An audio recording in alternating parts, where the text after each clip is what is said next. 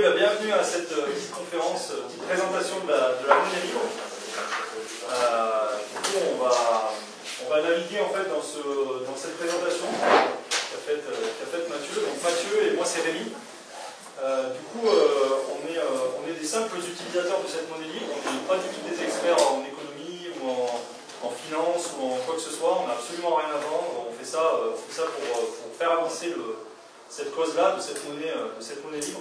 Mais voilà, on n'a pas de rétribution et d'intérêt financier ni quoi que ce soit dans ce projet-là. C'est simplement notre part des choses d'avancer sur cette voie-là qu'on trouve être une voie intéressante.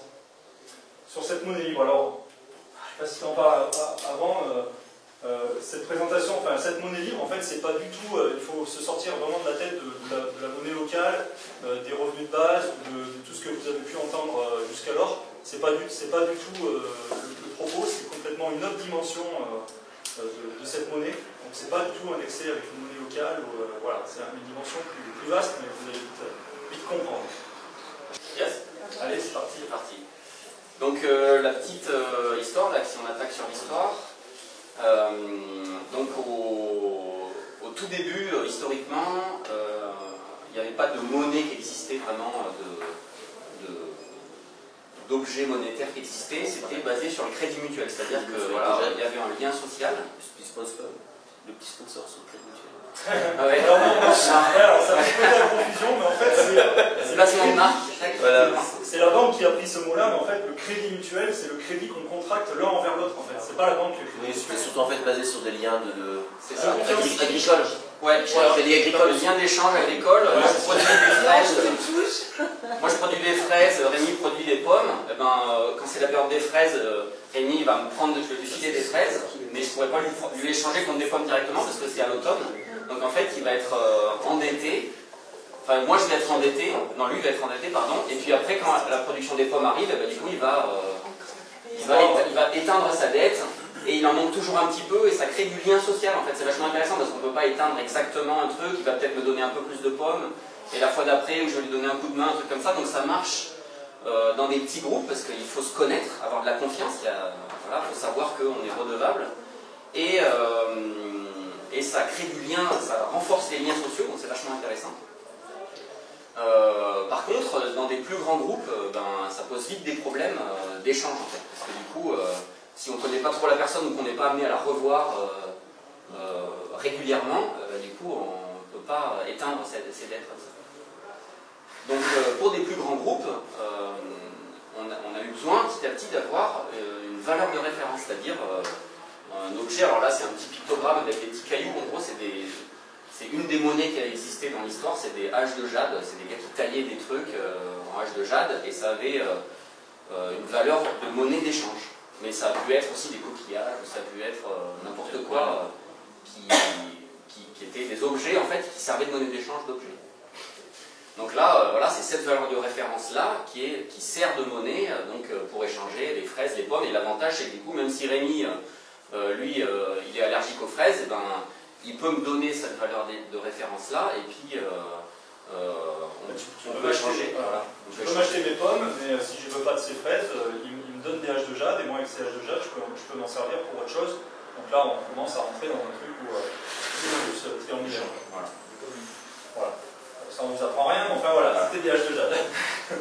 Alors le problème qu'il y a avec ce type de monnaie-là, c'est que si à un moment donné il y a un stock très important de haches de jade, et il produit énorme, ou si on utilise des coquillages et qu'en fait il y en a qui sont au bord de la mer et qui ont des stocks de coquillages énormes, et puis que les autres ils sont en montagne, en forêt, il y a moins de coquillages, donc ça crée des problèmes d'inégalité d'un lieu à l'autre, ou si un énorme stock d'un coup, une hache de jade, la valeur d'une hache d'un coquillage sur 10, c'est pas la même valeur qu'un coquillage si d'un coup on a un stock de 100 000 coquillages, ça vaut plus rien en fait. Donc la valeur de la monnaie, elle est très dépendante des stocks qu'on a de la quantité de cet objet-là. Donc pour résoudre ce problème-là, on est venu petit à petit à utiliser des métaux précieux, parce que les métaux précieux, ils sont plus rares, donc ça a une quantité qui est plus stable. On ne va pas tomber sur un stock d'or énorme d'un coup en mode... Donc en fait, le fait que c'est une quantité plus stable, ça va permettent d'être plus solides en termes de monnaie pour faire des échanges. Ça va, on va pas trop vite, mais bon, là, jusque-là, On va vite hein, sur le côté historique. Donc ces métaux précieux, c'est super parce que c'est plus stable. Par contre, bon, bah, c'est quand même quelque chose d'assez lourd. Voilà, l'or, c'est lourd. Et puis, bah, on peut se le faire voler. Ça a pas mal de valeur dans aussi peu de matière. Donc, bah, il peut y avoir un souci de sécurité. Donc, en fait, pour résoudre ces soucis-là, du côté lourd de transport et puis de sécurité, à l'époque, les orfèvres, qui sont les ancêtres des banquiers, ont proposé un service, c'est-à-dire qu'eux, ils disaient, bon ben voilà, moi j'ai un coffre qui est sécurisé, tu peux mettre ton or, Rémi, tu peux mettre ton or dans ce coffre-là, donc moi je certifie que tu as telle quantité d'or dans mon coffre, et en échange, ben, je lui donne un papier qui certifie que moi, orfèvre, je certifie que Rémi, il a bien telle quantité d'or dans mon coffre, sécurisé. Donc c'est facile parce que... Ces papiers-là, en fait, c'est des reconnaissances de dette, en fait, qui correspondent à ce que j'ai mis dans le coffre de l'orfèvre. Okay, donc en fait, c'est un peu l'ancêtre du billet, parce que finalement, ce papier, il vaut que dalle, mais par contre, il a une reconnaissance par rapport à ce que j'ai mis dans son coffre. Donc on dit que c'est une reconnaissance de dette, l'ancêtre du billet. Si moi je file si Rémi me file ou à quelqu'un s'il file son papier, et ben ce quelqu'un peut venir moi voir orfèvre. Ah ok, c'est bien ça, et du coup il repart avec son or, donc c'est vraiment un équivalent Et là c'est 1 pour 1, c'est-à-dire que s'il y a marqué 10 kg d'or, il y a bien 10 kg d'or en face. 10 kg, ça fait beaucoup. Ouais. Donc ensuite, les gens s'échangeaient directement ces papiers en fait. Vu que ça correspond à une certaine quantité d'or, à un moment donné c'est un peu embêtant d'aller à chaque fois chercher l'or et puis dire ouais tu vois, machin, pour le remettre. Donc ils s'échangeaient directement ces bouts de papier, vu que tout le monde avait confiance à l'orfèvre, que ça correspond bien à cette quantité d'or, ben, les gens s'échangeaient directement ces reconnaissances de dette entre elles, en sachant qu'à tout moment ils pouvaient aller chercher la quantité d'or réelle qui existait dans le coffre. Ça veut dire qu'on n'a plus confiance à l'orfèvre aujourd'hui, parce qu'en fait, quand ça va venir, de l'argent, quand on prête de l'argent, en fait, il faut avoir l'équivalent en or. On va y venir petit à C'est ce petit. qui se passait à l'époque, alors aujourd'hui on n'a plus l'or noté, c'est pour ça. Mais va pas trop vite. Mystère. Là c'était encore idyllique, là, tu vois. Donc là c'est logique, c'est super, bah oui, c'est normal, ce truc-là vaut-tant, bah, on s'échange directement ces bouts de papier-là. Les gens s'échangeaient du coup ces bouts de papier-là. Donc ça va, ça paraît cohérent, logique. Et du coup, l'idée géniale qu'ont eu les orfèvres, donc les banquiers à l'époque, qui est quand même assez génialissime, c'est que, en fait, vu que tout le monde s'échangeait entre eux ces bouts de papier et qu'au final, ils allaient très peu souvent récupérer l'or qu'ils avaient dans le coffre, et ben, ils se retrouvaient toujours avec une grosse quantité d'or, en fait, qui servait pas, les gens ne venaient pas les chercher, donc ils avaient une grosse quantité d'or qui bougeait jamais, et les gens s'échangeaient entre eux. Donc en fait, ils se sont mis à émettre plus de papier de reconnaissance de dette de ce qu'ils avaient dans le coffre. Et tant que les gens n'allaient pas récupérer tous en même temps leur or, ben, ça fonctionne en fait. Et ça leur permettait, parce que eux, ces bouts de papier-là, ils les louaient en fait, c'est-à-dire qu'ils les donnaient contre intérêt petit à petit. Donc ça leur permettait de recevoir beaucoup plus d'intérêt pour une même quantité d'or en fait. C'est le problème de la banqueroute. Alors ça s'appelle le bank run, c'est-à-dire que si tous ces gens-là, ils se mettent à aller vouloir récupérer tous ces bons, ben en fait il n'y a peut-être que ces deux bons qui correspondent, là il y a peut-être, si c'est 1 kilo, il y a peut-être 2 kilos d'or là, mais en fait 1 kilo, tout cela, ben, s'ils veulent y aller le chercher, ça ne marchera pas. Mais tant que personne y va, ça fonctionne très bien, parce que les gens ont confiance que c'est bon et que ça fonctionne.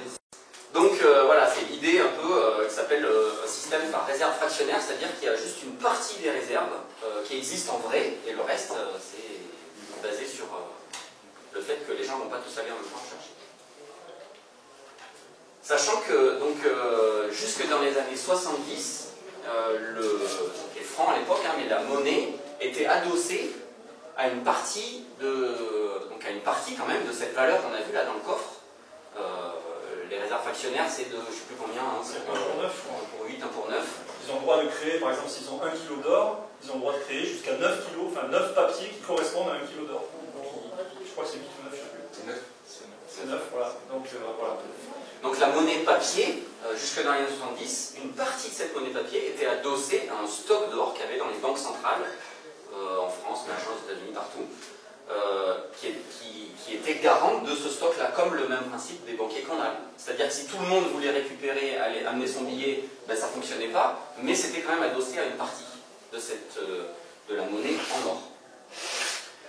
Mais depuis les années 70, il n'y a plus ce lien-là, c'est-à-dire que la monnaie billet papier n'est plus adossée à des stocks d'or. Il n'y a plus de lien en fait qui existe. Ça va jusque-là?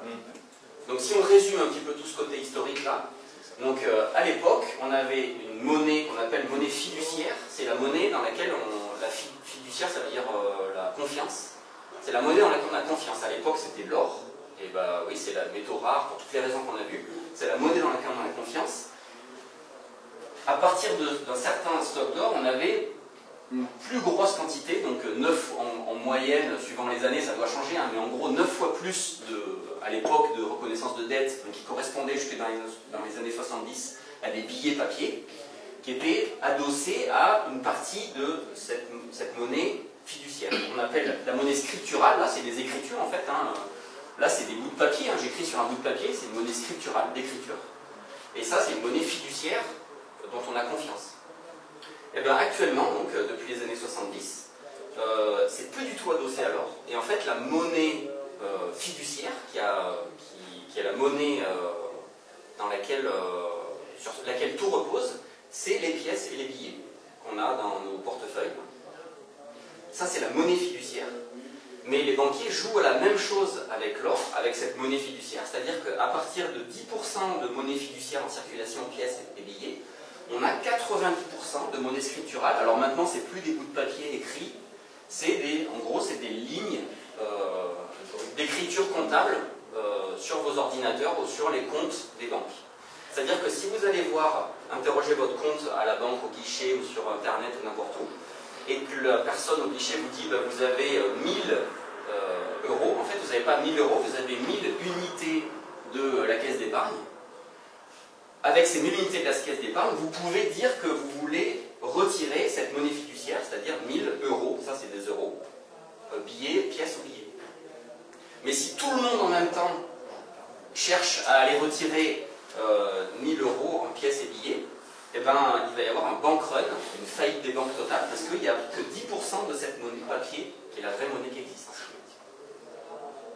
C'est exactement le même principe avec le coffre, l'or et puis les papiers. En fait, maintenant c'est électronique en fait, et la monnaie qu'on a sur nos comptes, c'est que de la monnaie électronique en fait. Ça va, on a trouvé l'ambiance, c'est bon. Et c'est pas fini. Ça va, des questions sur cette... Donc là on en est... la transition, là, entre la partie historique et puis la partie comment ça fonctionne maintenant. Donc là, l'idée, c'est de voir notre système là, actuel, euro, comment ça fonctionne, qui crée cette monnaie-là, comment elle est créée et qu'est-ce que ça implique. Là, c'est un peu des rappels. 90% de la monnaie qui est en circulation actuellement en euros, c'est de la monnaie scripturale, donc c'est des écritures, des lignes de compte là, sur nos ordinateurs ou sur les ordinateurs des banques. C'est de la monnaie électronique. Et cette monnaie, elle est créée, la manière dont est créée cette monnaie, c'est par le mécanisme du crédit.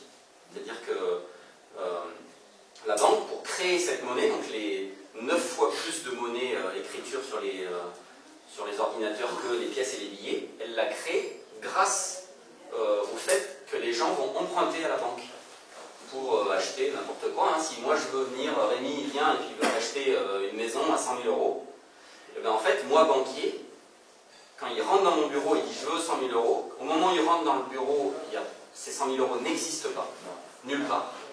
Et quand moi je vais lui prêter 100 000 euros, et ben je vais créer, moi banquier, 100 000 euros sur mon écriture. Donc c'est de la monnaie scripturale, c'est une écriture, comme le bout de papier de l'orfèvre, hein, qui est écrit sur un bout de papier 1 kilo d'or. Ben, je vais créer 100 000 euros que je vais créditer à son compte, à lui, à son compte en banque. Et là, cette monnaie se crée comme ça. L'euro se crée par ce mécanisme. Le mécanisme du crédit lui-même, c'est le mécanisme du fait que le banquier ne fait pas ça gratuitement. En fait. S'il faisait ça gratuitement, ça pourrait être un système qui fonctionne, parce que du coup, Rémi, quand il va me rembourser, alors ce qui est un peu particulier à comprendre, c'est que moi, quand je prête à Rémi, je crée 100 000 euros que je lui crédite sur son compte, Mais du coup, il va devoir me rembourser cet argent. Et quand il me rembourse cet argent, et bien en fait, moi, banquier, je vais détruire cet argent. Donc je crée l'argent quand je lui crédite son compte. Et après, quand il me rembourse, c'est pas de l'argent qui est dans ma poche, hein, c'est de l'argent que j'ai créé à partir de rien. Donc je vais juste détruire. Et l'argent se détruit au remboursement. Oui, mais Par contre, il ne fait pas ça gratos. Ça fonctionnerait, ce système-là, ça fonctionnerait. D'ailleurs, il y a des monnaies dans le monde, il y a des monnaies qui fonctionnent comme ça. C'est un crédit dette, même les selles, à la limite, c'est un peu ça. C'est que si je te propose du temps, tu me rembourses en temps et il n'y a pas d'intérêt. Donc là, à la limite, tout va bien. Mais le mécanisme qui est vraiment à la base et que très peu de gens s'imaginent que c'est ça, c'est que c'est les crédits, le fait d'emprunter, qui vont faire que Rémi, lui, il a 100 000 € et qui va aller déposer 100 000 € ou dépenser son argent et qui vont aller sur les comptes et créer la masse monétaire. C'est pas la banque, elle n'a pas une masse de monnaie, la banque, elle est très riche, elle va prêter son argent. C'est juste pas du tout ça, c'est le fait d'emprunter c'est les crédits qui font les dépôts. Quoi. Donc ça, c'est un truc un peu bizarre qui paraît étonnant, mais c'est comme ça que le système actuel fonctionne euro. En fait, si tout le monde, c'est-à-dire que vu que l'argent est créé par le mécanisme du crédit, si tout le monde se mettait à rembourser les crédits sans faire de nouveaux emprunts, ben en fait, vu que la banque elle détruit à chaque fois la monnaie quand on la rembourse, la quantité de masse monétaire en circulation elle diminuerait,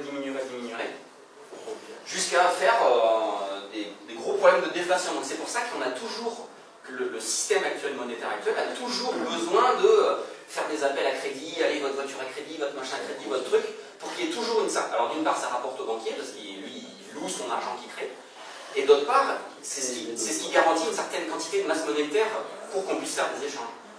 Parce que s'il y a beaucoup trop ou pas assez, ben, ça crée des gros soucis. Sachant que, du coup, 90%, c'est aussi ça qu'il faut bien comprendre, c'est 90% de la masse monétaire qu'on a tous sur nos comptes. Même si moi, par exemple, je ne suis jamais allé à la banque faire un emprunt, et ben, la monnaie que j'ai sur mon compte à moi, elle vient de quelqu'un quelque part qui a fait un emprunt et qui l'a distribué de proche en proche, ça a circulé comme ça. Quoi. Donc on utilise tous ce système-là, même si on n'est pas d'accord avec ce système, 90% des euros en circulation, c'est quelqu'un qui l'a emprunté quelque part. Et qui doit aller chercher chez d'autres pour rembourser la banque. Donc on a vu s'il n'y a plus assez de monnaie en circulation, il y a une déflation, donc on a besoin toujours de faire des nouveaux crédits. Or, qui c'est qui peut faire ces crédits-là, qui peut accorder des crédits? Donc c'est des banques, on a vu c'est des banques, mais c'est des banques qui sont privées. Donc c'est des organismes privés qui ne sont pas... eux, leur but c'est de faire de l'argent, quoi. Donc elle va demander des intérêts, cette banque privée, quand elle va créer de l'argent. Et l'énorme problème en fait du système actuel, il vient surtout là que la banque elle va vouloir des intérêts. Parce qu'en fait, la monnaie pour rembourser le capital, c'est-à-dire que si Rémi il veut 100 000 €, moi banque je lui prête 100 000 €, ben en fait il va me rembourser plus que 100 000, il va me rembourser, je dis n'importe quoi, 110 000. Mais les 10 000 qu'il n'a pas emprunté, il va falloir qu'il aille les chercher ailleurs. Il fait un crédit. Alors, soit il va le prendre chez quelqu'un d'autre, soit, c'est ce qui se passe actuellement dans l'État français, c'est que l'État français, pour la dette publique, re-emprunte pour payer les crédits de la dette avant. Donc, les intérêts. Donc là, il y a un petit schéma là, pour montrer, en gros, pour illustrer, c'est-à-dire que si on est sur, imaginons, on est sur une île déserte avec ce système-là monétaire actuel, hein, d'euros, de création monétaire par la dette avec intérêt. Ben, si on a 3 personnes là, avec un banquier là, où il n'y a pas de monnaie qui existe, ben, en fait, chacun va aller emprunter au banquier 10 par exemple. 10, voilà. Donc en fait, ils vont être tous endettés de 10, ils vont faire des échanges entre eux, machin, tout ça, sauf qu'ils vont devoir rendre 11 au banquier. Donc en fait, une fois qu'ils ont rendu tous 10 au banquier, ben, il manque chacun 1. Il leur manque 1 pour rembourser le 1 au banquier. Donc ils vont re-emprunter, pas 1 parce que du coup ils vont remprunter, allez, 4, 5, je sais pas. Il peut même y en avoir un seul qui emprunte par exemple 4 à la banque, et les autres vont vouloir lui récupérer cet argent, donc ils vont peut-être pouvoir travailler pour lui, et en tout cas ils vont devoir s'accaparer cet argent pour à leur tour rendre les intérêts à la banque. En fait on s'aperçoit qu'il n'y a jamais assez d'argent dans l'espace pour rembourser ce que propose la banque, ce que vend la banque au départ. Il manque de l'argent. Et donc c'est une sorte de course en avant d'emprunter pour rembourser les trucs d'avant. Dans cette création monétaire-là avec taux d'intérêt, ça implique, les règles de ce jeu-là impliquent qu'il y ait une croissance permanente tout le temps. Pour pouvoir rembourser, vu qu'il y a besoin de toujours plus de monnaie, il faut toujours croître plus pour être à l'équilibre en fait. Donc en fait là c'est très bien, on voit depuis les années 70 à peu près, en gros la courbe bleue c'est si la Banque de France existait toujours. C'est-à-dire que là, l'État français, donc là on est sur la dette de l'État, hein, la dette de la France, si la Banque de France, si l'État pouvait toujours emprunter la Banque de France à taux nul, en fait, ça serait cette courbe bleue. On en serait là à peu près le même endettement, parce que voilà, on emprunte, on rembourse, donc on a toujours un endettement qui roule, mais qui est relativement stable. Sauf que là, on rouge là, depuis les années 70, où du coup, là, il y a des politiciens qui ont dit, ben, maintenant, terminé, l'État n'a plus le droit d'emprunter auprès de la Banque de France. L'État est obligé d'aller emprunter auprès des marchés financiers et des banques privées. C'est comme ça, c'est la loi. Pourquoi ils ont fait ça? La question c'est... Ils Ils ont tiré une balle dans le pied. Est-ce qu'il n'y a pas un conflit? Ça dépend si les mecs... S'il y a conflit d'intérêt que les mecs bossaient avant pour Rothschild, les banquiers, eux, ils sont contents. Et donc, depuis les années 70, l'État a terminé, ils n'ont plus le droit. Donc, en fait, ils ne se sont pas niqués eux, mais ils nous ont niqués nous. Et du coup, vu qu'on n'a plus le droit, on doit des intérêts. Donc, chaque année, là, maintenant, c'est la dette française, là. Alors là, 1300 milliards d'euros dans les années 2008, mais maintenant, on est à plus de 2200 milliards d'euros de mémoire. Donc, c'est juste monumental. Et c'est irremboursable. Et c'est irremboursable. C'est impossible de la rembourser. Sachant que chaque année, en fait, chaque année, on n'a pas de quoi rembourser les intérêts de l'année d'avant. Donc en fait, on emprunte une partie de l'argent aux banques pour payer les intérêts de l'année d'avant et du coup se mettre encore plus en déficit de l'année d'après. Donc c'est juste un truc... c'est vraiment comme l'île avec les trois personnages, où c'est à l'infini, où il faut toujours emprunter plus avec une dette qui augmente toujours plus et qui est impossible à rembourser. Mais on est encore dans le cadre de lignes, comme tu disais tout à l'heure. Ouais. Ligne sur les machines. Ouais, du coup, c'est bien le mécanisme de la dette. C'est-à-dire qu'on prête à des États, à des personnes, à des entreprises. On crée de l'argent comme ça. Et c'est pour ça qu'il faut toujours de la croissance, parce que si tu arrêtes la croissance, d'un coup, les gens vont commencer à rembourser la dette. Et il y aura moins d'argent et le mécanisme se casse la gueule. On va peut-être en parler plus tard, mais ça se passe partout pareil comme ça. Enfin, j'ai vu en Europe, j'imagine, mais après... Ouais, ça c'est mondial. Toutes les monnaies, ça s'appelle des monnaies dettes, on l'a peut-être pas vu, on appelle ça une monnaie dette, donc c'est une monnaie qui est créée uniquement par la dette, et le dollar est créé par la dette.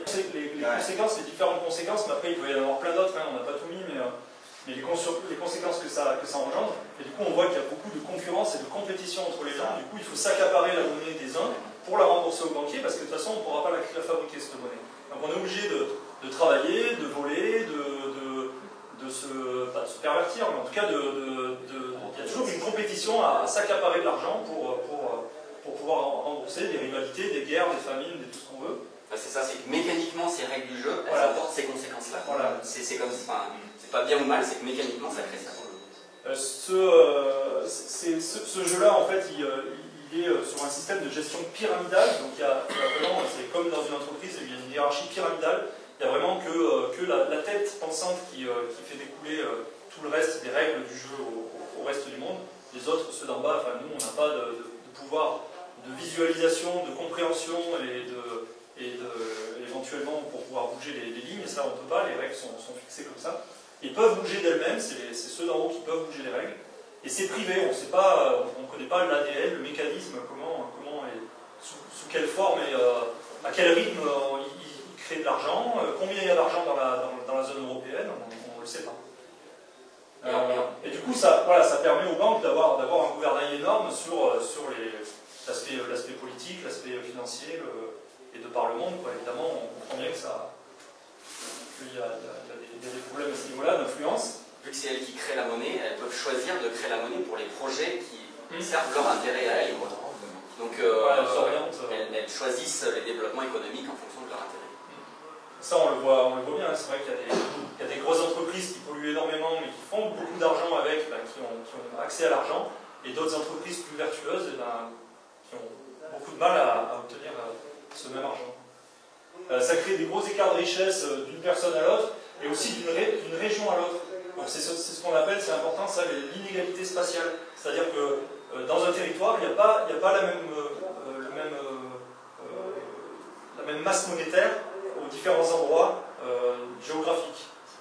Voilà, par exemple, même en Europe, il n'y a pas de création monétaire d'une même valeur en Pologne, au Portugal, enfin sur tous les pays, il n'y a pas la même masse monétaire qui est créée, qui est prêtée aux entreprises, aux États, etc. Donc il y a des disparités, alors qu'on a une même monnaie, une monnaie unique, mais il y a d'énormes disparités et ça crée des gros écarts de richesse.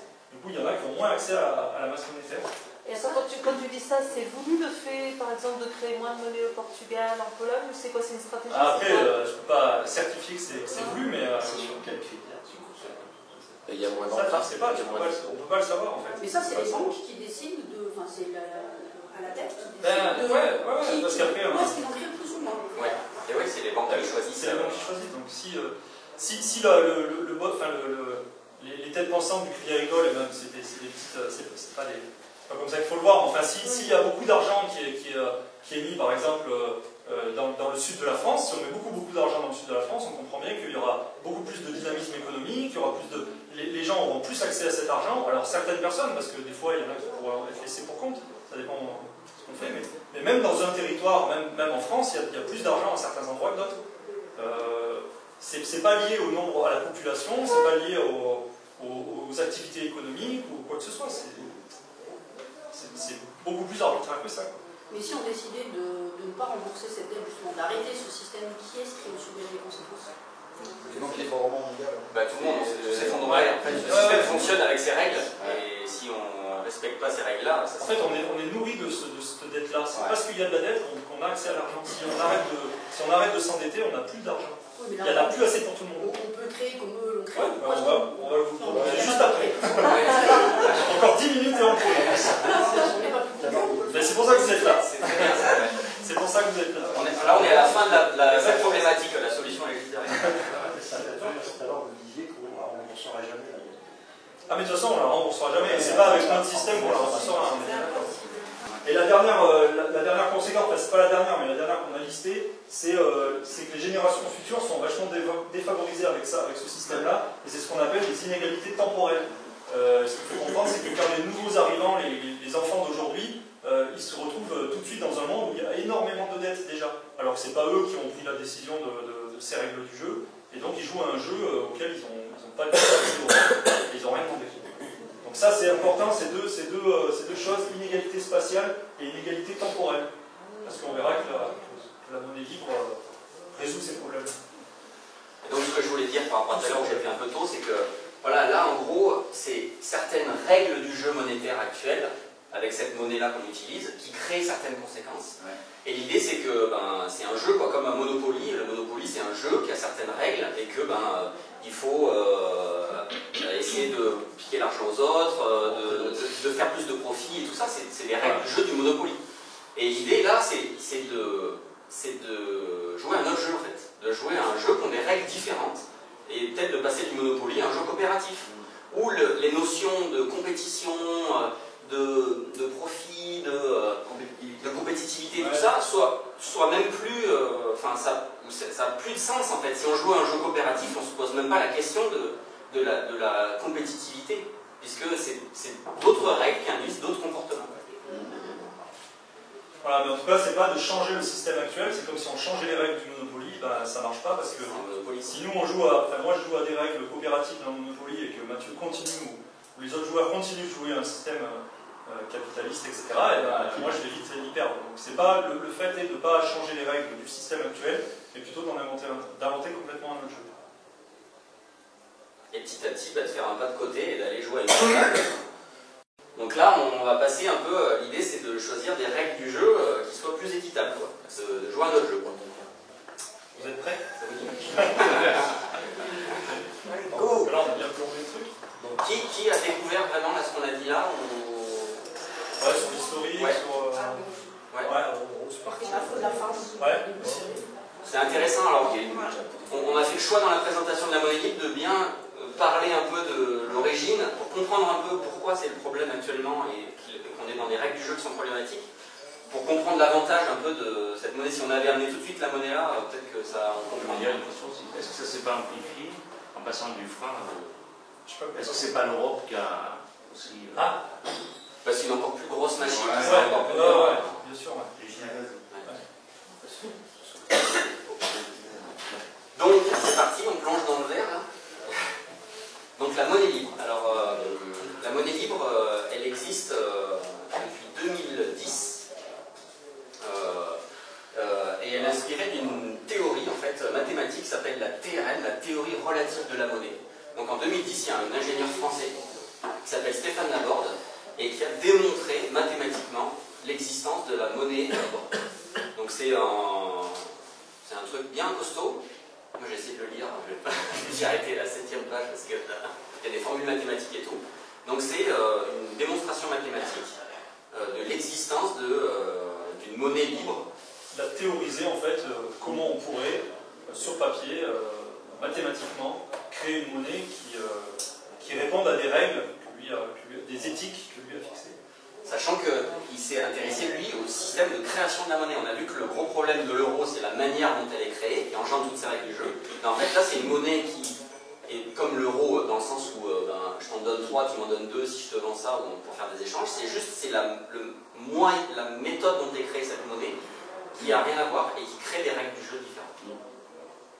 Donc, depuis, inventé en 2010, qui a été démontré en 2010 par Stéphane Laborde. Il faut le noter, peut-être ce nom, si vous voulez aller plus loin, il y a pas mal de conférences et de vidéos avec ce bonhomme. Donc cette monnaie, en fait, le principe de cette monnaie, c'est qu'elle est basée sur le référentiel humain. C'est-à-dire que ça va placer l'homme au centre de l'économie. En fait, il est parti du fait que, pour faire une économie, qu'est-ce qu'il y a besoin? Si on enlève un truc, est-ce qu'il y a toujours une économie? Et en fait, il a essayé d'enlever plein de choses de partout. Et il s'est dit, en fait, si on enlève l'homme, il n'y a plus rien, plus d'économie. Donc en fait, la base de tout ça, le référentiel vraiment de base, c'est l'homme, c'est l'humain. Donc toute sa théorie est basée sur le fait de mettre l'être humain, vivant, au centre de l'économie.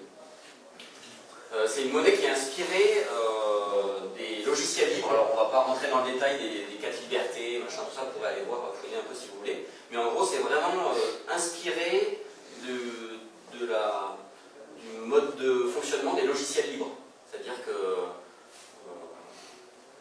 il y a des éthiques, il y a des libertés qui sont à respecter pour être un logiciel libre.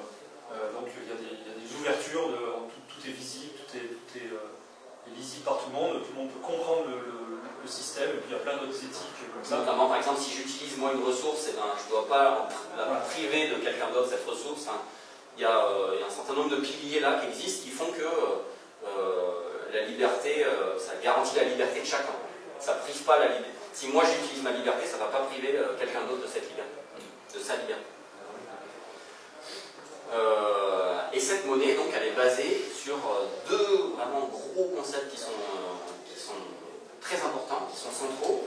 C'est d'une part la symétrie dans l'espace, comme on a vu par rapport à la monnaie dette, là, le fait qu'elle c'est très inéquitable, enfin c'est pas équitable du tout dans l'espace. Et bien là, cette monnaie, elle est dans son ADN, dans la manière dont elle est créée, elle est faite pour être équitable dans l'espace. Ça s'appelle la symétrie spatiale, c'est un peu vaisseau, machin. Et en gros, pour garantir cette symétrie spatiale, que chaque individu ne sera pas lésé suivant où il est, et bien en fait, cette monnaie, c'est chaque individu qui va créer une part de cette monnaie. À part égale, tout au long de sa vie et sans condition. C'est-à-dire que la méthode de création de cette monnaie, elle est faite par les êtres humains. Quelqu'un, à partir du moment où il vit et que c'est un être humain, et qui choisit de faire partie de cette monnaie, eh ben, il va créer une petite partie de cette monnaie. C'est-à-dire que moi, je vais créer une partie, mais exactement la même que Rémi. Rémi ne pourra jamais créer plus de monnaie que moi, ou moi plus que lui. On va créer la même quantité tout au long de sa vie, chaque jour un peu de monnaie. Pratiquement, c'est comment là? Parce que je suis là. Alors, on verra après. On va y venir après dans les détails. Voilà. Ça, c'est vraiment la théorie. Après, il y a une monnaie qui s'est calquée sur cette théorie, qui a démontré cette théorie. Et là, c'est vraiment la théorie. Okay. Pour rester sur la métaphore, là j'ai fait un petit dessin du bac à sable. En gros, le système actuel, si considéré comme du sable, et bien avec les banques actuelles, donc le sable, faire des échanges et tout ça, hein, avec les banques actuelles, c'est comme si on avait un bac à sable avec des énormes tuyaux qui arrivent à un endroit, un autre, machin, et les banques, elles créent de la monnaie pour ce qu'elles veulent à un certain endroit. Par exemple, à Paris, en bordure de la Suisse, à tel endroit, il y a des gros tas de sable qui sont créés parce qu'il y a plus de banques, il y a plus d'activité économique. Et au fin fond de l'Ardèche ou de la Lozère, il y a moins de banques et du coup, il y a des assèchements. Donc en fait, ça crée vraiment une sorte de bac à sable avec des gros tas à des endroits, des gros tuyaux de banque qui apportent ces gros tas de sable. Et ensuite, ce tas de sable va petit à petit ruisseler ou pas, plus ou moins bien, voilà, d'un endroit à l'autre. Et bien là, cette monnaie-là, il n'y a plus des gros tuyaux, c'est chaque individu qui est dans le tissu de vie, là, à l'intérieur de bac à sable, va créer une part de cette monnaie, comme s'il y avait plein de petits tuyaux partout, à chaque individu qui était branché, et qui va sortir, hop, un petit peu de monnaie de chaque individu. Et ensuite, cette monnaie qui est créée par chaque individu va circuler dans l'économie au même titre que le sable qui est créé par les banques. Après, c'est pareil. C'est juste la méthode dont est créé, dont apparaît ce sable. C'est du bon sens. Ben ouais.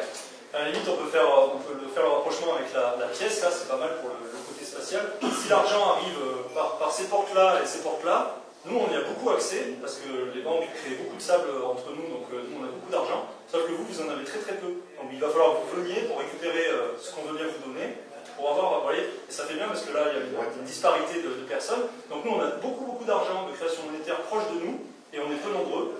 Et vous, vous êtes très nombreux, mais vous en avez accès que par ruissellement, en fait. Si nous, on fait des achats avec vous, ou des choses avec vous, ça marche. Alors que ce système-là, si tout le monde crée la même part de monnaie au même moment, à la limite, c'est vous qui êtes même avantagé, parce que vous allez créer comme nous, hein, au même titre que nous. Mais comme tout le monde va créer de l'argent en même temps, à équivalence. Comment ? C'est l'horizontalité. Voilà, c'est l'horizontalité, et d'un point de vue spatial, c'est beaucoup plus équitable. Et dans ce système-là, forcément, il y aura plus de monnaie, de masse monétaire à Paris, mais il y aura aussi plus de monde à Paris. Donc, relativement à l'être humain, il y aura exactement la même quantité en proportion de monnaie par habitant au fond du Cantal ou à Paris, ou en Suisse. Donc ça, c'est la symétrie dans l'espace. Donc là, en théorie, elle garantit une symétrie dans l'espace. Et la deuxième chose, c'est la symétrie dans le temps. Le fait que là, un gamin qui naît maintenant, il naît avec 2200 milliards d'euros de dette française, qui devra bosser toute sa vie pour rembourser un truc irremboursable, donc il naît comme ça là. Et bien en fait là, cette monnaie, elle garantit une symétrie dans le temps d'une génération à l'autre. C'est-à-dire que, donc là c'est la création monétaire fait que la monnaie qu'on va créer nous aujourd'hui avec nos petits tuyaux là, en gros, elle aura, on va l'utiliser, tout ça, on va s'en servir. Mais cette théorie, elle calcule que cette monnaie est basée sur l'espérance de vie d'un humain moyen, ici, de 80 ans. Et qu'au bout d'une génération, la monnaie qu'on a créée là aujourd'hui, elle existe toujours, mais elle a une valeur quasiment nulle en fait. Elle ne compte plus. Et les enfants qui naîtront plus tard, eux, ils créeront leur monnaie, qu'ils utiliseront pour eux, etc. Donc en fait, chaque génération crée la monnaie dont il a besoin et c'est comme un flux. Alors pour faire pareil, la petite métaphore par rapport au bac à sable là l'idée ça serait de faire la métaphore. En fait, les humains, la quantité d'humains, c'est pas un stock en fait, comme un lac. Il n'y a pas un lac d'humains qui est là et puis d'un coup tout le monde meurt d'un coup et tout le monde renaît d'un coup. La quantité d'humains, c'est plus comme une cascade, c'est-à-dire qu'il y a des humains qui sont là, qui naissent, qui vivent, et puis qui meurent. C'est un cycle, c'est un flux. Et bien en fait, cette monnaie, elle est conçue mathématiquement comme un flux aussi. C'est-à-dire que cette monnaie, elle va naître, elle va être utilisée, servir, et à un moment donné, ben, elle va mourir. Alors elle ne va pas disparaître, mais elle va perdre en valeur de telle sorte que elle n'impactera pas les générations. Donc ça, c'est un concept qui est particulier et qui fonctionne par la création du dividende universel. C'est-à-dire chaque personne, chaque jour, va créer une partie de cette monnaie, ça s'appelle le dividende universel. Ça c'est super important, c'est vraiment, en fait c'est un peu ça le cœur de la monnaie, c'est ça, c'est ce dividende universel. Ce qu'on appelle DU quand on est un peu plus... Qu'est-ce que je veux dire je vais dire un truc à ce propos-là, je sais pas. Ouais, c'est un petit peu, ce mécanisme-là, en fait, il fonctionne un petit peu comme les monnaies fondantes. Il y a quelques monnaies qui sont dites fondantes. En fait, elles perdent de la valeur, au fil du temps, elles perdent de la valeur. Il y a des monnaies comme ça en Allemagne, en Suisse, qui perdent de leur valeur avec le temps. C'est un petit peu comme ça, si vous voulez vous imaginer. L'argent existe toujours, mais comme on en crée de plus en plus, avec le temps, on en crée de plus en plus, et ben, celle qu'on a créée au départ, elle n'a plus d'incidence sur les prochaines. Vous comprenez? C'est pas qu'elle disparaît, on ne la barre pas, elle ne devient pas obsolète, mais elle devient plus que des centimes. Voilà. Et la différence avec une monnaie fondante là, dans cette monnaie-là, c'est que plutôt que d'une monnaie fondante, ça va tendre vers zéro, c'est-à-dire que si j'ai tant de monnaie locale qui est fondante à tel endroit, chaque mois ou chaque année, elle va perdre tant de pourcents jusqu'à zéro, jusqu'à rien valoir. Et en fait, cette monnaie-là, par le principe de la création monétaire qui fait que chaque individu recrée chaque jour une part de cette monnaie, donc la monnaie va fondre, mais vu qu'on en recrée chaque jour, en fait, ça ne va pas tendre vers zéro, ça va tendre vers la moyenne de chaque individu. C'est-à-dire que quelqu'un qui est très riche, très riche, si vraiment il attend très longtemps et qu'il garde un énorme stock de monnaie, et ben, petit à petit, il va tendre vers la moyenne, et quelqu'un qui est très pauvre, et ben, lui aussi va tendre vers la moyenne. Donc en gros, ça va homogénéiser chaque personne. Alors sur des années et des années, hein, c'est pas un truc où d'un coup on perd la moitié. Du coup là on passe à... patient là. Ouais. Donc là on bascule sur la pratique du coup avec la G1. Qu'est-ce qu'on a? Comment on fait? Comment on fait? Donc voilà, la première du genre, ça s'appelle la G. Donc elle s'écrit G1, G libre. Donc c'est G avec un petit accent comme ça, c'est un symbole mathématique, il faut aller connaître ce truc-là. Et elle se prononce June, J-U-N-E. Donc ça se dit June, mais ça s'écrit G1. C'est la première monnaie libre en circulation. Donc là, à l'époque du diaporama qui date de 2 mois, 3 mois, il y avait 1400 membres. Maintenant, on a dépassé les 1750 membres. 1800, quasiment 1800 membres. Donc en France, hein, en France, il n'y a pas de territoire national. Donc il y a des personnes qui sont au nord d'Afrique, il y en a au Canada, il y en a dans l'est de l'Europe, il y en a un petit peu partout. Il n'y a pas de territoire défini. Mais vu que le concepteur théorique de cette monnaie, il est de Perpignan au départ et que tous les programmeurs ils sont français et tout, tous les logiciels sont développés en français, donc ça s'est très développé en France et surtout dans le sud-ouest, actuellement, pour l'instant. Mais ça essaime avec les expats et tout ça, quoi. Mais dans l'ADN de cette monnaie, c'est pas limité à la France. En Belgique, ça se développe pas mal. Donc c'est des membres qui sont, ces membres-là sont co-créateurs du DU. Donc on ne dit pas que l'idée, c'est pas de recevoir de l'argent ou de gagner de l'argent, c'est pas du tout le principe. L'idée, c'est de créer la monnaie. Donc en fait, on est co-créateur d'une part de cette monnaie-là. Donc avec Rémi, par exemple, aujourd'hui, à 13h, on a créé un DU chacun, donc une petite part de cette monnaie, au même titre que tous les autres membres. Donc un DU par jour et par an. Okay. Donc aujourd'hui, il y a eu, nous, comme les 1800 autres, on a créé en tout 1800 DU dans cette monnaie. C'est-à-dire que tu prends ton téléphone, tu crées non, t'as rien à faire. Non, ça se fait tout seul. Tous les jours à 13h. C'est le logiciel, un des logiciels libres en fait, qui est programmé, qui a un code open que tout le monde peut voir et en gros qui va lui exécuter ce truc-là et qui va attribuer à tout le monde la création de ce début. Donc, pardon ? Ben, on va voir après comment ça fonctionne. Donc actuellement, un DU, donc un DU c'est toujours un DU, c'est-à-dire qu'on créera toujours un DU par personne et par jour, et par membre. Ça c'est infini, tout le temps, c'est dans le code, ça ne sera jamais autrement que ça, ce DU. Par contre, ce DU-là, aujourd'hui, enfin hier, il valait 10,04 June, et depuis le 21 mars, il vaut 10,07 June. En fait, c'est cette équivalence qui change en fait. On crée toujours un DU par membre et par jour, mais l'équivalence, elle est amenée à changer en fait. Ce qui permet qu'aujourd'hui, nous, on crée en fait 10,04 Jules par jour, mais nos petits-enfants, ils créeront peut-être 200 Jules. Ce qui fait que les 10 Jules qu'on a créés aujourd'hui, eh ben, pour eux, il faut tout là. Vous comprenez le truc? Pourquoi donc c'est pas fondant, mais en fait, ça existe toujours, mais l'équivalence, elle sera plus la même. Et l'équivalence, elle est basée sur quoi?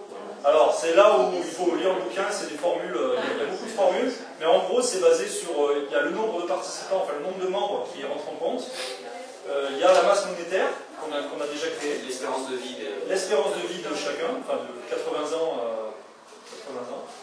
Alors, il y a plein de paramètres qu'on ne pourrait pas expliquer. Une fois, on l'avait mis la formule, mais elle fait peur. complexe. Alors, elle est visible, hein, si vous avez des notions mathématiques, elle est visible sur Internet, bien sûr.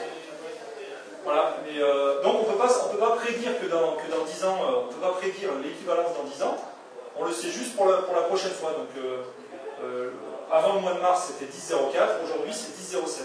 Et tous les 6 mois, en fait, c'est actualisé. Tous les 6 mois, automatiquement, c'est actualisé.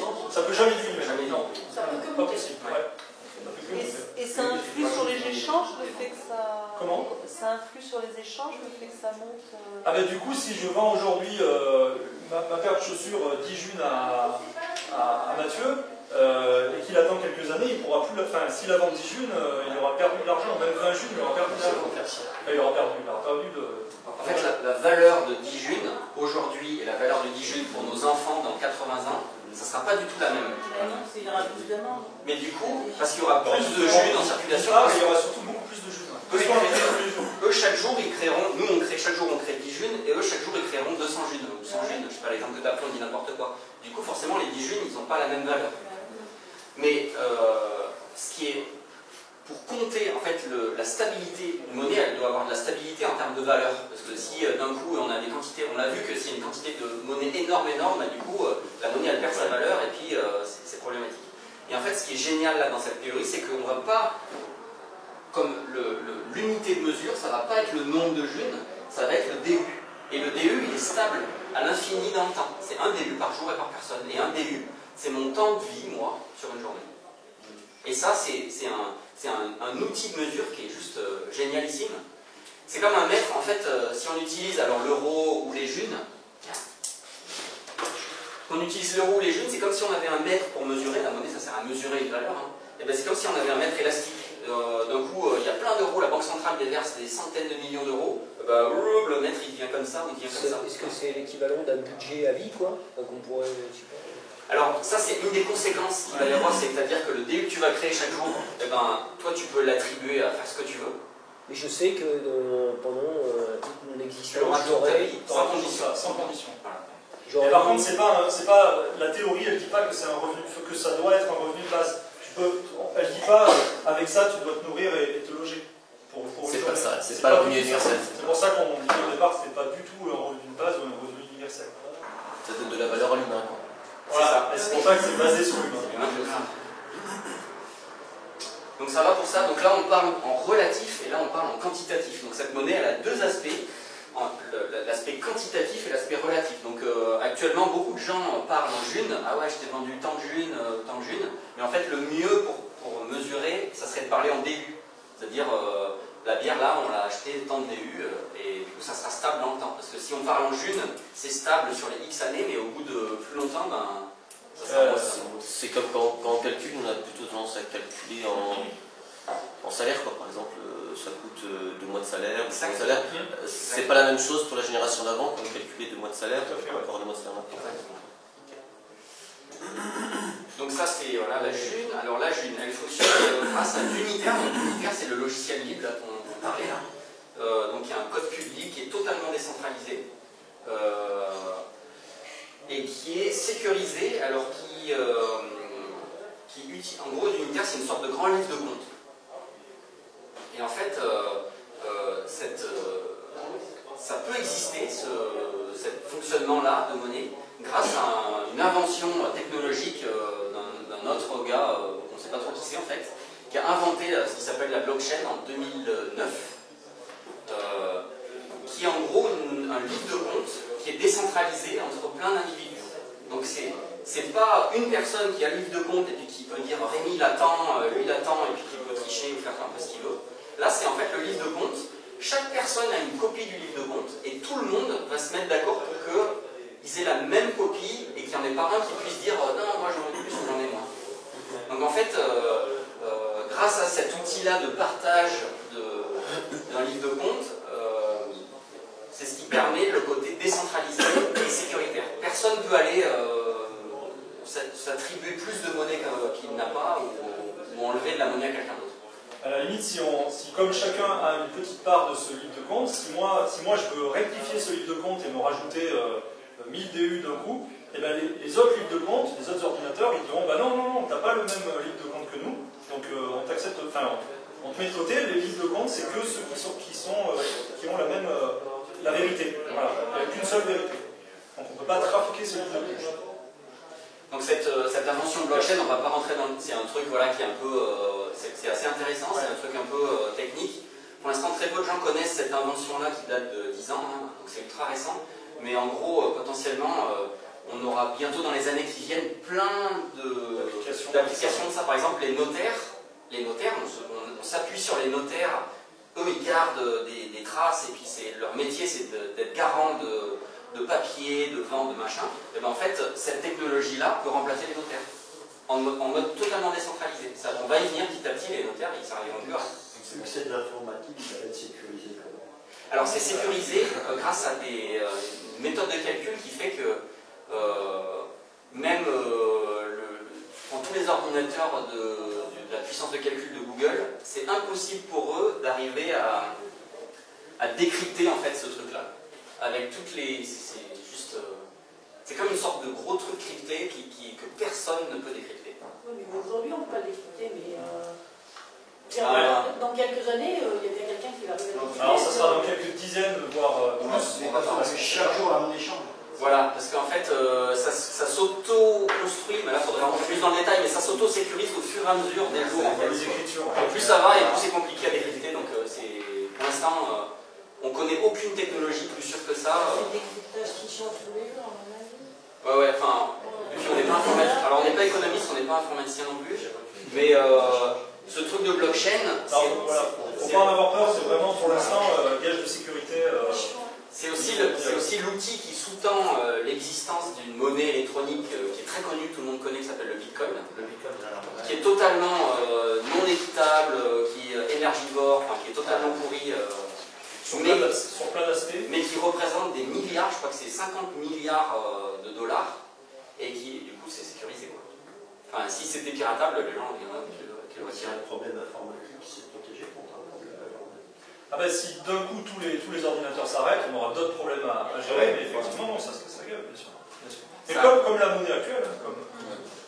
Plus encore même, parce que là, c'est une monnaie actuelle, c'est une banque qui peut faire une connerie en mode pyramidal, et là, c'est comme un tissu de cellules qui sont connectées, et ça a la puissance de résistance d'Internet. C'est-à-dire que si l'ensemble d'Internet s'arrête d'un coup, ben oui, cette monnaie n'existe plus. Mais comme dit Rémi, on aura peut-être d'autres soucis à se poser que... Ou d'autres bénéfices. Donc ça va, voilà. Donc ça utilise le logiciel libre décentralisé.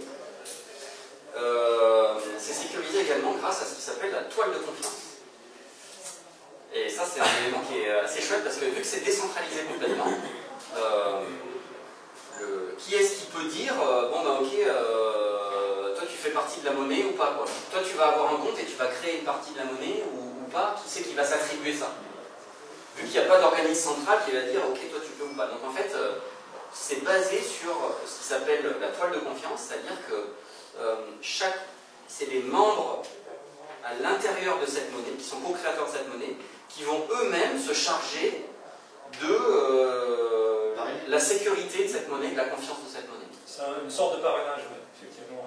En fait, on ne se base pas sur des choses, par exemple une carte d'identité, vous allez me dire ça pourrait suffire. En fait, non, parce que la carte d'identité, elle est émise par une administration qui est pyramidale. Si un jour le gouvernement se casse la gueule ou a décidé de virer une partie de la population, eh ben, ils n'auront plus accès à ça. Donc on peut se baser sur aucun système d'identification existant, sauf la confiance. Et la confiance, ça se base là-dessus, donc c'est vraiment des liens sociaux importants. C'est qu'on peut rentrer dans cette monnaie que si on connaît déjà une personne qui fait partie de cette monnaie. Donc on est obligé de passer par un mécanisme de sociabilité, de rencontre. Et quand je fais rentrer quelqu'un dans la monnaie, j'ai confiance en lui, et je sais que lui va faire rentrer des gens de confiance. D'où peut-être le développement très lent. Voilà, ça c'est fait exprès, voilà, bien sûr, c'est fait exprès. Il n'y a pas de développement anarchique et très très rapide, parce qu'il y a ce système de besoin de sécuriser cette entrée de personnes, pour maîtriser les outils qui vont avec, pour aller doucement mais sûrement, pour sécuriser à mesure. Et en fait, on peut faire rentrer des gens que tous les 5 jours, en fait. Il y a un délai entre deux certifications, ça s'appelle les parrainages, ça s'appelle des certifications, et il y a un délai de 5 jours. C'est-à-dire que je ne peux pas faire rentrer 4 personnes en même temps le même jour. Il faut que j'attende 5 jours entre deux certifications. Ça veut dire que s'il y en a qui rentre devant, qui est malsain dans la tête, il peut très la toile en l'air, quoi. Alors, Comment? par exemple, il faut expliquer. Alors déjà, par exemple, imaginons que Rémi veut rentrer dans cette monnaie. Moi, en tant qu'utilisateur, moi Mathieu, je suis utilisateur de cette monnaie. Moi, j'ai intérêt à ce que cette monnaie, elle fonctionne, qu'on ait confiance et qu'il ne se passe pas n'importe quoi. Du coup, Rémi, moi, je vais certifier, je vais m'engager, je vais certifier que Rémi, c'est bien un être humain. C'est pas, non, c'est pas une association, c'est pas une entreprise, c'est pas un robot, c'est pas un programme, c'est pas un animal, c'est un être humain, ok, qu'il a créé un compte et un seul compte qui correspond à Rémi, son être humain Rémi. Il a créé un compte dans cette monnaie qu'on appelle un compte membre. On a le droit de créer un seul compte. Et moi, je vais m'engager, je vais certifier que, ok, ce compte-là, c'est bien Rémi, que je connais, et je m'engage que, voilà, il a compris aussi comment fonctionnait cette monnaie, que la confiance passe entre nous, qu'on est en contact, que s'il y a un souci, on peut être en lien. Ça crée du lien, en fait, ça crée un tissu social et un réseau. Et bien moi, je vais certifier le compte de Rémi. Et bien Rémi, il aura besoin de 5 personnes. Actuellement, dans les paramètres de cette G1, de cette monnaie libre, il aura besoin de 5 personnes qui vont certifier son compte comme ça. Oui, mais si, admettons, moi je viens te voir, je te dis, je m'appelle Cécile, tu me certifies machin, je crée mon compte, et je sais pas, un mois plus tard, je vais voir Steve, qui lui aussi fait partie de ce truc, je lui dis, je m'appelle Annabelle, Ouais. et lui il me crée un compte, comment ça marche? Alors là, il y a deux réponses, parce que nous, quand on est arrivé, on a vu cette monnaie pareil, on s'est posé toutes les questions possibles, toutes les mêmes questions. Et eux aussi, les mecs qui ont mis les paramètres de cette monnaie, ils ont réfléchi aussi à ça. Donc, ils sont venus sur deux choses. C'est que d'une part, ils se sont dit que, en gros, on est dans un réseau, c'est-à-dire que, avec ce fonctionnement-là, c'est assez compliqué de se faire. C'est comme avoir une double vie, quoi. C'est-à-dire qu'il faudra que tu aies 5 personnes qui te certifient en tant qu'une identité et 5 autres personnes qui te certifient en tant qu'une autre identité, et que ces 5 personnes-là et 5-là jamais ne se rencontrent. Tu vois, tu as pris l'exemple de Steve et Mathieu, sauf que Mathieu il risque de certifier Steve et que Steve risque de te certifier. Donc il y aura forcément des liens entre vous. Parce que là, il n'y a pas beaucoup de monde. Ouais. Mais quand tu arrives à 100 000 personnes, ça Ben, devient nettement plus compliqué.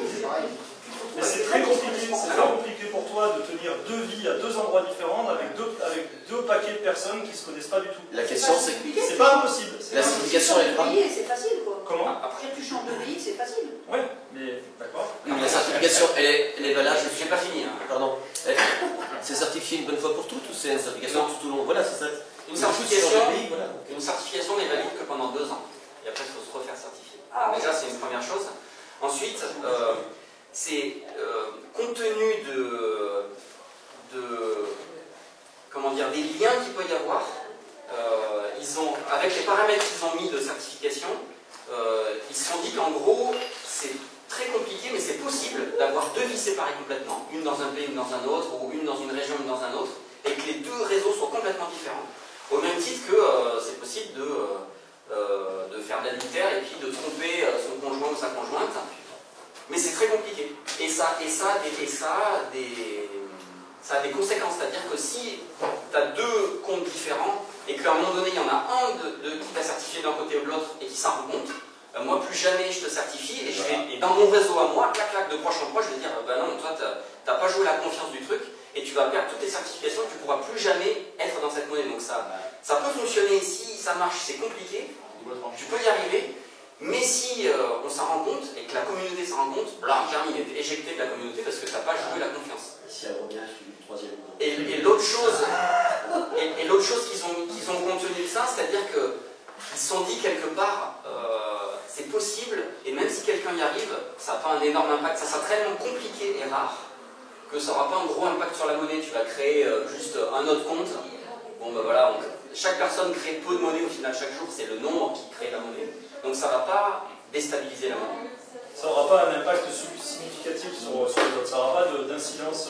Mais ces 5 personnes, il faut qu'on les connaisse. Ouais. Alors ces 5 personnes, il faut les connaître, c'est pour ça que c'est dans un réseau, ça existe dans un réseau, mais le réseau, voilà, il faut rencontrer tout ça. Après, qu'est-ce que je veux dire sur la toile de confiance? Il y a d'autres choses aussi, c'est-à-dire qu'on pourrait très bien se dire, vu qu'il faut 5 personnes pour certifier une personne, imaginons, bah, nous avec Rémi, on est 2, allez, on en prend 3 autres, du coup on a 5 comptes, et on va créer une infinité de comptes qui n'existent pas virtuellement. Et en fait, il existe dans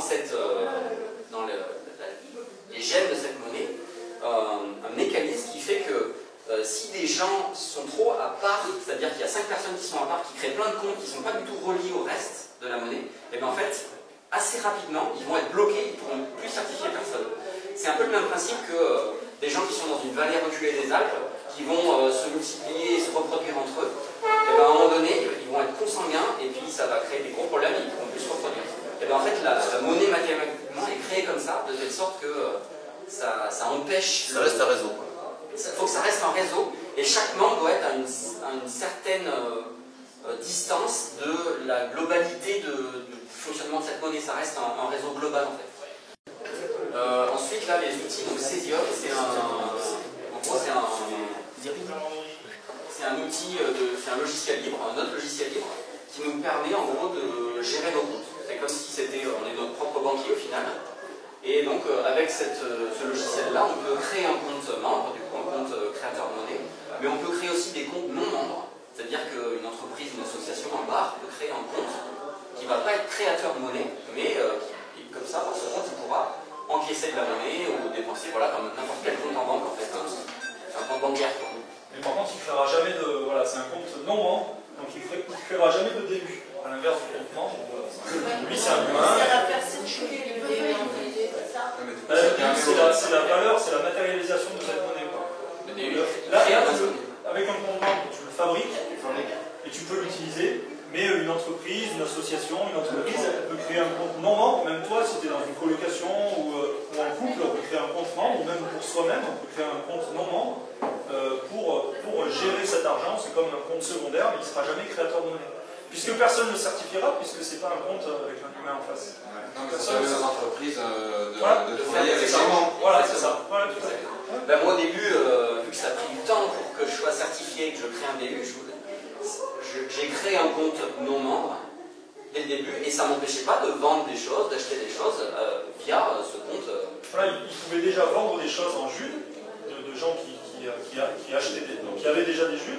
Ils pouvaient recevoir des jus, mais ils n'étaient pas encore créateurs de monnaie. Ça n'empêche pas, quoi. Ça n'empêche pas de fonctionner. Donc via ce logiciel Cesium, on peut consulter son compte, on peut faire des transactions, des virements. C'est comme à la banque, quand on va faire un virement à tel truc, c'est même beaucoup plus simple que ça, beaucoup plus simple, parce qu'en gros, chaque personne a un numéro, ça s'appelle une clé publique, c'est un numéro de compte en fait, et moi si je veux verser 10 junes à Rémi, ben, je vais sur mon truc et je dis verser 10 junes à la clé publique de Rémi. Bon, tout est gratuit, c'est que le logiciel libre, donc il n'y a aucun frais de transaction de rien du tout, ni en euros, ni en jus, ni en pour ne pas avoir de publicité. Non. Non. Et puis, via ce logiciel-là aussi, on peut savoir où on est la Jules, le nombre de membres. On a vraiment un visuel sur où on est cette monnaie. À l'inverse des banques, enfin d'un système privé, là on peut savoir où sont les membres, le nombre et surtout la quantité de monnaie qui est en circulation. On sait, je ne sais plus combien c'est maintenant, mais on est à 6 millions de junes, 5 millions de junes en circulation. On sait précisément au june près combien il y a d'argent en circulation. Une question pratique. Et le nombre de membres. Rien à voir avec ça, mais adossé à ce système bancaire, il y a aussi des choses qui se mettent en place, peut-être comme des bons coins, des trucs qui sont... Enfin... Alors très rapidement, il y a un site qui s'appelle J'échange. Ouais, c'est super facile. Merci pour on s'est donné le mot. Ouais. Donc il y a un site très rapidement qui s'est mis en route, ça s'appelle J'échange. Alors il y a beaucoup de services qui utilisent le G et puis après, enfin voilà, pour faire un truc un peu global, mais c'est pas obligé. C'est un site internet de petites annonces comme le Bon Coin, donc des petites annonces, des choses d'occasion. Alors il s'est rapidement aussi mis en place sur ce site J'échange des services. Les gens proposent des services contre des junes. De l'artistique, je trouve qu'il y a beaucoup de fabrication artisanaux ou d'objets artisanaux ou de choses artistiques qui se vendent parce qu'évidemment, les gens qui le fabriquent n'oseraient pas ou ne se sentent pas la légitimité de les vendre en euros. Et puis il n'y a pas beaucoup d'acheteurs en euros pour ce genre de choses. Mais par contre, avec une monnaie comme ça, ben, ça valorise le travail de l'humain et donc l'artisanat, l'artistique, le service et puis des objets bien sûr. Mais pour l'instant, les objets, ça pose un peu problème pour des objets neufs, par exemple, parce que si on voulait vendre des objets neufs, comme on les a achetés en euros, on peut difficilement les vendre en jus. Ou alors on fait une conversion et on est d'accord avec ça, mais bon, ça pose encore problème. Par contre, des services, de l'artistique ou de l'artisanat, c'est beaucoup plus facile. Un garagiste, il pourrait éventuellement faire payer ses pièces qu'il a achetées en euros, il les fait payer en euros. Par contre, sa main-d'œuvre, il peut la faire payer en Jules. En fait, l'argent au départ, c'est pas l'argent le problème, c'est ce que certains ont fait avec. Voilà, l'argent, il n'est pas problématique du tout. Si tout se casse la gueule d'un coup, on a vu dans des civilisations qui se sont cassées la gueule, la première chose qui est recréée, c'est un moyen d'échange. Donc on en a clairement besoin, c'est vital. Donc voilà, mais là on invente d'autres règles du jeu pour que ce soit plus éthique, plus équitable, et dans l'espace et dans le temps. Mais de toute façon, une nouvelle société, c'est démocratie, c'est battre monnaie, préserver la paix. Tout à fait. Là, on n'est plus maître de battre notre monnaie. Ouais, plus du tout. Oui, mais c'est battre monnaie. Ouais. Et là, c'est encore plus ça, parce que c'est même pas un État qui bat la monnaie, c'est le peuple lui-même qui crée sa monnaie lui-même à son échelle. Donc là, je sais qu'il y a une. Sur Toulon, par exemple, il y a une accorderie qui s'est créée, qui fonctionne sur des crédits temps. Donc voilà. Voilà, qui est en lien en fait avec cette démarche-là, mais c'est vrai que c'est encore autre chose, là, c'est vraiment théorique sur la monnaie. Alors pour répondre à ça, c'est vrai qu'il y a les selles, il y a les selles et puis les systèmes de temps. Le problème, c'est que quand tu es donneur de temps, tu n'es pas forcément demandeur de temps, donc il y a des crédits, des débits comme ça. Quand tu arrêtes, tu peux demander du temps, demander du temps, et puis t'en aller, parce que finalement, tu déménages ou quoi que ce soit. La rétribution, elle n'est pas toujours évidente. Voilà. Alors il y a des selles qui disent non, ok, bon, nous on fait à la confiance, c'est sympa, c'est machin, mais dans un territoire plus grand, ça marche plus, quoi. Rapidement, ça se casse la figure. Donc c'est une bonne alternative aussi pour les problèmes pour les choses. Nous, quand on se rend des services ou quand on s'échange des choses, etc., on fonctionne avec les jeunes, il n'y a pas de problème. On paye ce qu'on doit à la personne, même si c'est ridicule, tu vois, même si c'est un petit truc.